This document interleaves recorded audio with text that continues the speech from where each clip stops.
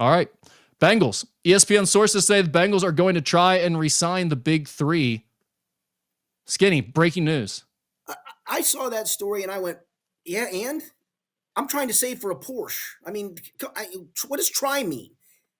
And who didn't think they're not trying?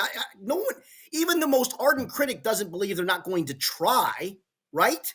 Yeah, the second point is the bigger one, is like who didn't think this was already happening? I mean, this has been reported 155 times just in the last month. Yeah, You needed sources for this? Yeah, this is dog bites man. This isn't man bites dog. It would have been a story if it had been the other way around. If the Bengals don't plan to re-sign Jamar Chase or T. Higgins or Trey Hendrickson. Bengals have changed their mind. I literally saw that one, and then people take it and run with it like it's gospel.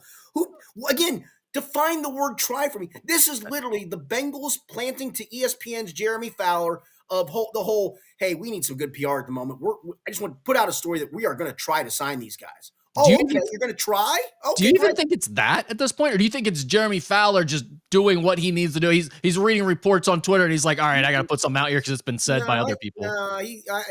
I'm sure he had a source on this of some kind. I'm sure it's from the Bengals, who are literally just because everybody right now is wringing their hands and the Bengals are going to try to sign their guys. They're not going to try to sign. Well, that noise gets back to them enough to where then they go, hey, listen, I just want you guys to know we're trying. But what does try mean?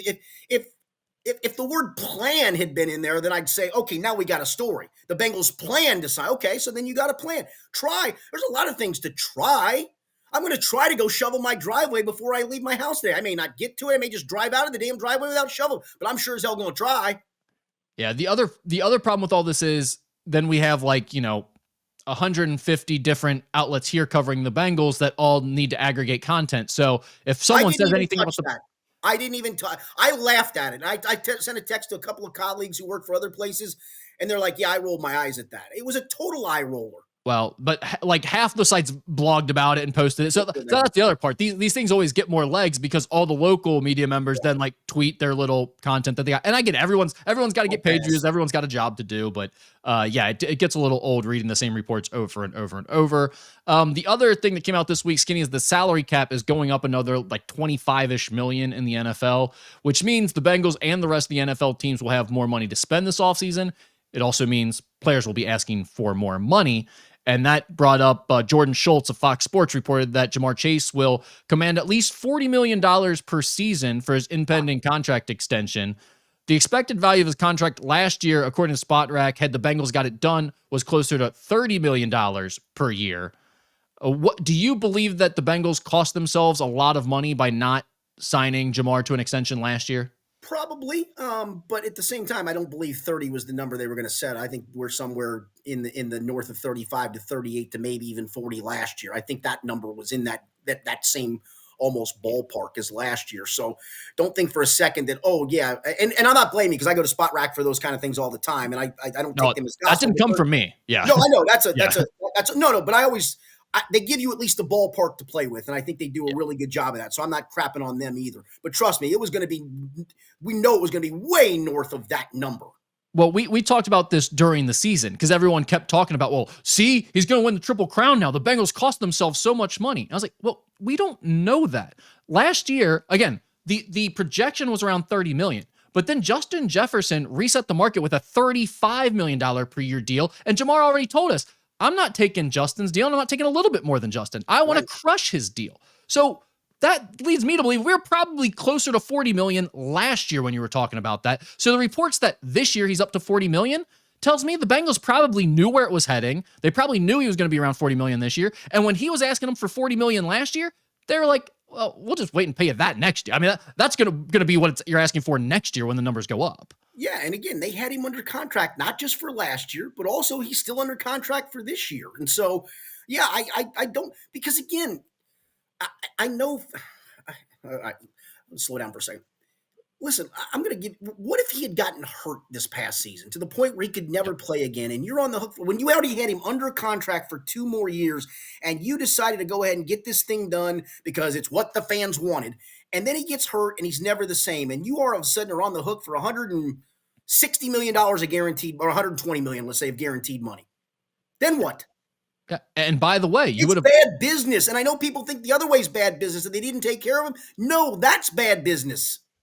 Yeah, the Jamar Chase one is one I really have never had a problem with because of all the reports that came out about it. They seem to all kind of be in line with exactly what we're talking about here. He was probably asking for a deal that was way above what the number was projected to be last year. So they sat there and thought, wait, why don't we've got you under contract for 2 more years. You could get hurt this year anyways, or have a setback type of year where maybe we get a discount. And if not, we're going to have more money and more cap space to work with next year to get that deal done anyway. So, I don't think they cost themselves that much more money by letting him play this year and him having a magnificent year. I fully agree with you.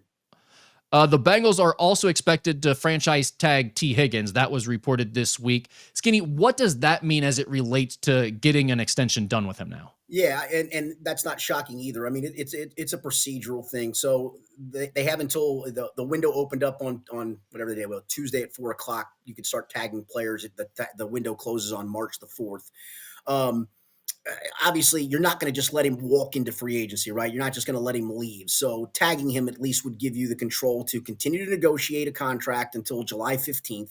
That's the window they can do. And in a worst case scenario, you get to the point where you're going to ask him to play on the tag. But it also puts into play the potential to tag and trade him. So this is procedural. I think it shows that it's just a smart move to do because again, you don't want to let him just walk to free agency and get nothing in return for him. I don't know if it means that they're close to a deal, not close to a deal. I know I've heard people talk about why haven't they been talking to him and getting something. You literally were not allowed to talk contract extension with T. Higgins until the end of the regular season. That's part of the franchise tag rule.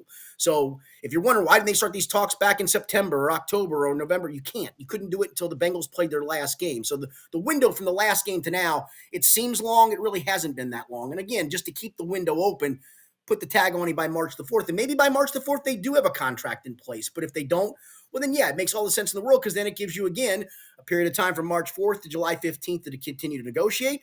And if you can't get to a deal at that point, well, he's on the franchise tag for another year. And then the ball's in his court if he wants to play on the franchise tag or not. I'm going to guess he will.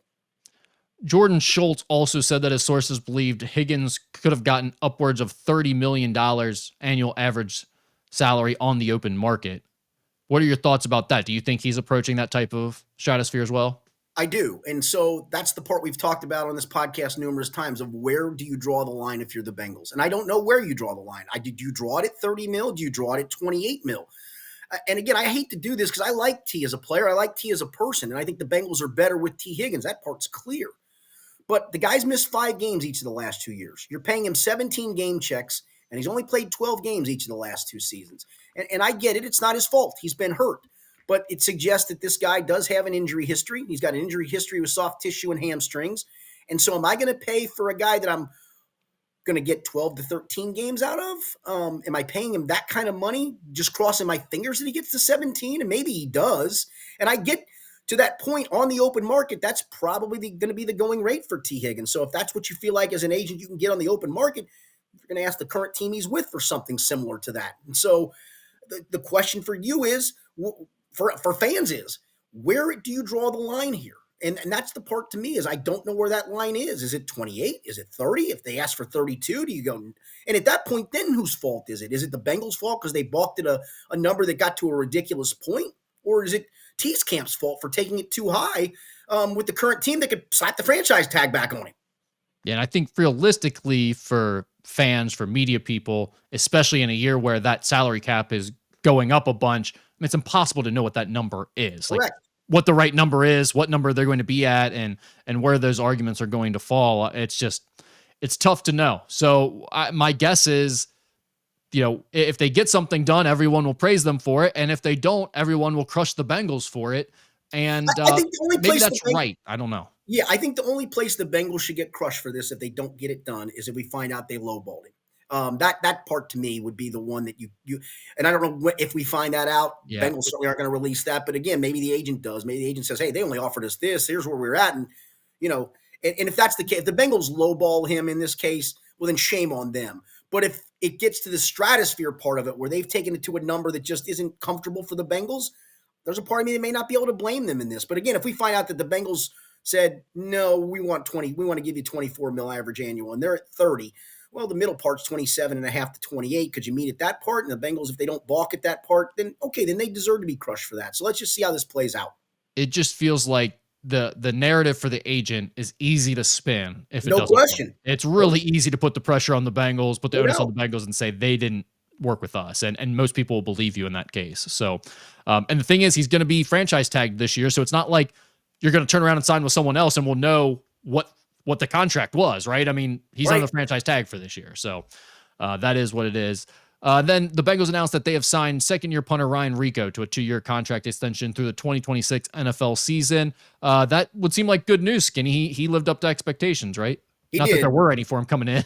But pity poor Brad Robbins. Lost his year last year to injury. They bring the kid in, the kid out kicks Always him, pissed. and well, that's what happens in this league sometimes. Take advantage of your opportunities. And he did. I mean, to his credit, he was really good. He struggled a little bit at times holding the ball, but for the most part, from a punting perspective, I thought he was terrific. Do you think that that's like not a concern at all? You think they got all the holding stuff worked out, the kicking game's fine? Yes, some of it too. Darren Simmons talked about. Cal Adamitis also struggled at times with consistency of snaps, and if you go back and look at some of it, he's obviously not wrong. I mean, he's not fibbing us. I mean, if you look back at some of the snaps, you're like, ooh, that was a tough one to handle, and so. Yeah, I think he did. I think he got better as the year went along. I mean, I know we all slam him for the Baltimore drop snap, the one that cost him the overtime home game, but part of that operation was the snap wasn't all that clean either. Yep.